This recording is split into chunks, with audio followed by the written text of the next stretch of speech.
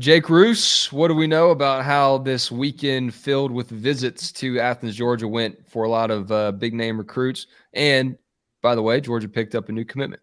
Well, I was going to say it must have went pretty well because they picked up a new commitment, and not just any commitment. This kid can skate, man. Dwight Phillips Jr., father, a gold medalist in the Athens Olympics back in the day. Out of Pebblebrook, not a traditional powerhouse, mind you. So very interesting to see that. But this kid absolutely can scoot. And Georgia suddenly, after all of that consternation last year about, is Del McGee losing it, looks to have 2 running back commits on board and talking about how quickly they forget. 2 guys in the top 200. So pretty huge pickup here from Georgia. This guy has game-breaking speed. There's no question about it. You're talking about laser 4.27, I think is what I saw out there. Just absolute burners on the kid, man. And I think that people need to appreciate what they're doing. And I got to ask this question a lot too. Does this mean Georgia is done with running back? And I don't think so. I think that they will absolutely keep those doors open. When you're talking about guys like Jarrett Gibson, who played at Jonesboro before transferring to IMG Academy, when you're talking about Cam Davis out down there in Albany, who's committed to Florida State, but Georgia loves his game too and has recruited the hell out of him. Hedge your bets on that 25. Hedge your bets on that 25 class. Look, you swung and missed on a couple of guys in 23. You ended up with 1. Now you got 2 in. Hell, take 3. Why not? But Dwight Phillips, dude, look at this. Just skating. That looks sped up. That film looks sped up. It's not. No, outstanding work by Del McGee. And listen, Georgia has. Jake, how much is the perception change if Andrew Paul doesn't get hurt this year? That could be a diamond in the rough too that no one knows about yet at the college level. Oh, absolutely. And we were hearing good things about him coming out of camp last year prior to that injury. It sounded like he was really on that track. And that was a guy that they found late in that cycle who, unfortunately suffered that injury. But yeah, there's no question about it. This is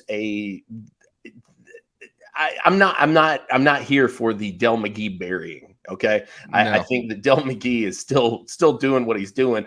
And the brand at Georgia as RBU is still strong because when you look around, these kids grew up watching Todd Gurley. These kids are watching what Nick Chubb's doing in the NFL. They know they know DeAndre Swift. They see him playing too. The brand is still strong. So I'm not concerned about that when it comes to the running back recruiting. But listen, Georgia had a lot of guys in this weekend. A lot of talented underclassmen. Juan Gaston, another guy people need to know about in that 25 class, huge guy. Absolutely Tomahawk Dog. Entire film doesn't look sped up. He looks sped up all by himself. No and question. These are his sophomore highlights. Yeah. Yes. His juniors are in there as well. Yeah. His junior year stuff is posted. Let me say something about Del McGee here real quick. We're chopping wood tonight, right? Yes. Okay. Dog Stocks Sunday. Dog Stocks Sunday. Wait, what? Really? Yeah. That's right. Stock Sunday. God, suck. All right. Listen. Wood Wednesday, Stock Sunday. I'm not waiting to chop wood on Wednesday, so I'm gonna do a little mini chopping wood. Guys, need to get off Del McGee, and here's why. Nick Chubb, Sonny Michel stuck around to play for Del McGee. DeAndre Swift left early, left as soon as he could, whatever. Zamir White and James Cook could have left. They came back, won a national championship, played for Del McGee. Kendall Milton came back, played for Del McGee. Kenny McIntosh, every single one of those backs got better working with Del McGee. Not only that, he went after Kenny McIntosh. It took Kenny McIntosh in a class where, they could have reached on some guys and maybe, done some other things to work a little harder to get some other big-time backs that didn't pan out. Kenny McIntosh ended up being like a 1,300, total yard back. He had almost 100 yards of total offense a game this past year. Listen, Georgia may not be like they had Zach Evans in the bag, okay? They can't help that Zach Evans was a Molotov cocktail at that point in his life, okay? But thank goodness that the kid ended up panning out and being a pretty good player, but he had the number 1 running back in the country signed in the same class with Kendall Milton. John Emery was committed. Do what now? John Emery was committed. Yeah, it had Yeah, John yeah. Emery. I mean, you look at James Cook and Zamir White in the same class. Those are two elite running backs. I know they haven't quite gotten what they wanted. Branson Robinson was a number one target for Georgia. They wanted him badly. They rallied and took a kid from the West Coast, in Roderick Robinson that could end up being a stud. They've got this guy. Let's just chill out on Del McGee because he's also this guy and Tovani Mizell, who's a big, powerful, strong runner. I mean, Yeah. in the mold maybe of a Roderick Robinson. Yeah. When you're talking about, so you got both dynamics already really covered in the 2024 class, assuming everybody's in together, January. Yeah, exactly. Which is where we have to work from, right? We have to assume everything stays together. But like I said, you've got a real shot at number 1 and number 2 in this class in terms of where they stand right now. Now, how does it shake out? Who knows, right? But Georgia is very, very much in with Jarrett Gibson and Cam Davis. Has been for a long time. Also, Del McGee, very big part of this whole culture connection thing that Georgia's got going on as well. Huge part of that as well. I mean, a dude when you start talking in those circles, a guy that really can get through to players and kind of builds it there. You better not. Yeah, you better not listen. People think a lot. People think of these guys as one trick ponies, right? Del McGee is the running backs guy. No way, dude. Del McGee is out there working with a lot of these dudes. I'm promising you right now. I would bet you money Bo Hewley not in the 2022 class or the 2023 class if not for Del McGee. He stepped up in a probably major not way. Michael Williams in the Probably not 2022 Michael class. Williams out of Columbus. I mean, he stepped up in a major way for both of those guys. And dude, when he walks into Columbus, there's weight carried, and there's a lot of players in Columbus, Phoenix City, AJ Harris from down there in Phoenix City as well. Del McGee's name carries weight, dude. He give the man his respect. Elton Smith from the area, right? Yes, yeah, absolutely. Right, He went to Carver. Yeah. It seems like recency bias, not getting Justice Haynes. People are beating up on him about. Hey, who'd y'all that. say went to Carver? Kelton Smith. Oh, Kelton Smith. Okay. Yeah. There's so many Smiths. I didn't know which Smith you were talking about. Maybe there might be some a lot of Robinsons here too. Speaking of signing day, since we're getting into Smiths and Robinsons all over. Listen, I think Georgia a lot to look forward to on Wednesday. I've been consistent on this show. I put my RPM pick in the other day. I think Deuce Robinson ends up in Georgia. I will be shocked if I'm wrong on that. But that's my feeling. I know Jake Rowe, you've had some intel on that too. I believe you're of the same mindset. But yeah, listen, you've got a chance. You got a very, very strong chance at Ellis Robinson as well. And then don't forget, you're talking about Walker Lyons also in this class.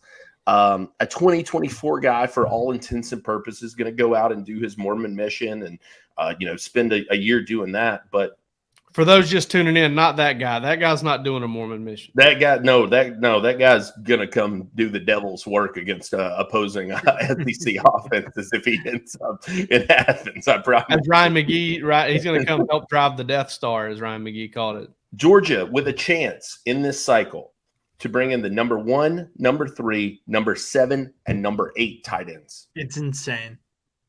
That's And Jamal Merriweather signing on Wednesday.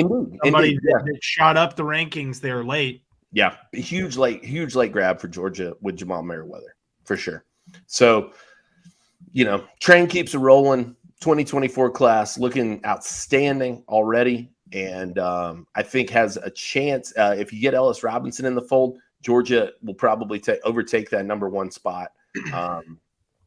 In 23 or 24? 24. I think 23 is done. 23, yeah. No, I just wanted to make sure there wasn't an outside chance there. So with 23 being what it is, a lot of people are pointing to this as proof that Saban still has it, and they're going to go on the warpath, and they have another revenge tour coming. I just want to take a moment and remind everyone that Bama still has a lot more people leaving the transfer portal and entering the transfer portal than Georgia. And Georgia seems to be evaluating its 3 stars a little bit better. So I don't know if there's any way to really combine the impact of the portal and what Georgia has going on with its talent evaluation, but I almost want to say that a Georgia number 2 is just as good as and potentially better than a Bama number 1, if that makes sense. And it's not like this is a new thing for Alabama. That's what Alabama's been doing the last 2, 3, 4 classes. It's not like they've slipped or anything like that. They've continued to recruit just this well, and they have, they didn't struggle near as much as I think, a lot of us want to say last year. It just didn't quite come together for them. They had an injured quarterback. I get all that. I still think at the end of the year, they were probably one of the best 4 teams in college football, but you got to play and win games on the field. And they didn't do that. But I think the talk of Bama's demise has been, accelerated, but I see what everybody else sees. And that is a team that is lost a step, maybe a quarter of a step. Nothing, this is like Benny the Jet Rodriguez at the end of beginning of Sandlot, the little thing that got weaved throughout there. Still a good athlete. Before the PF Flyers. Still formidable. Still can get after you. And my favorite line from that is Bertram got really into the 60s, and we never ever heard from him again. One day you'll say that about me on this podcast. Well, hopefully you got into the 2060s, that'd be great. I'd love to see you get into the 2060s, Roos, because I know you've thought for a long time you'd be dead by 50, if not 40. I thought by 30, but here I am at 35. But no, I think that Alabama's going to be good. It's really going to depend on quarterback for them. It really is, because if you couldn't win one with Bryce or really Tua, you won one with the half of Tua. Jalen Hurts kind of got you there, and then Tua gave you the spark. But if you can't win one in that kind of 4-year stretch, I don't know, man. I don't know. Those are 4. That's 4 years with really good quarterbacks. You want one, Mac Jones, but I think Alabama. That's just, what are they going to do at quarterback? Are they going to get this defensive coordinator hire? Is it going to be Todd Grantham? Man, that's going to be kind of fun. What are they going to do at OC? That's another interesting hire there. And it would be very interesting. Somebody pointed this out on the board. It'd be very interesting to see. Kellen Moore now. Could be. That's not a bad not a bad idea at all. I think a lot of people like what's his name? Brian Johnson with the Eagles. Yeah. I like Brian Johnson a lot too. Like, if that would be one of the first calls I would make. 2020 Florida offensive coordinator. Now, and granted, probably wasn't calling plays there. No. But extremely smart guy, played the position at a high level. Really good coach, and a guy that could recruit really well for you. But I think it's worth mentioning that there's a path of behavior here, and that is this guy was a offensive coordinator at the college level, and then took a quarterback's coach job at the NFL level. So he's probably got some things he doesn't like doing, and one of those may be recruiting. Even though he would probably be able to recruit. I know Joe Brady doesn't like to recruit. Kind of fits that whole Florida staff. Who cares? If you had to call Joe Brady, that'd be all right. Yeah, I'm very okay with that idea. Yeah, Joe would be good. But of course, LSU's lurking too, and they will continue to do so. Do we have any indication what the SEC divisions will look like once Texas and Oklahoma join? Because there won't be any. I don't even know what. Yeah, so I was thinking there wasn't going to be. So that dynamic kind of changes a little bit. Yeah, I don't know what they'll do as far as. I like the pod idea personally. I like the whole split them up into four team pods, and then you play every team from your pod. You rotate one team from each other pod. Throughout, you have one common rival from each other pod. That gives you 9 games a year, but. Don't think they're going to do it my way. I'm excited. I'm excited to see how quickly Texas and Oklahoma fans pick up SEC pride. They already have. They chanted it at the Red River Shootout. They chanted it. Heard Oklahoma fans chanting it when they were beating I'm also curious to see how long it takes Texas and Oklahoma fans to want back into the Big 12. Yeah, they'll want to be back. It will take them a little bit longer to get their heads wrapped around the SEC thing than it takes everybody else to get on the horns down train. Yeah, I agree.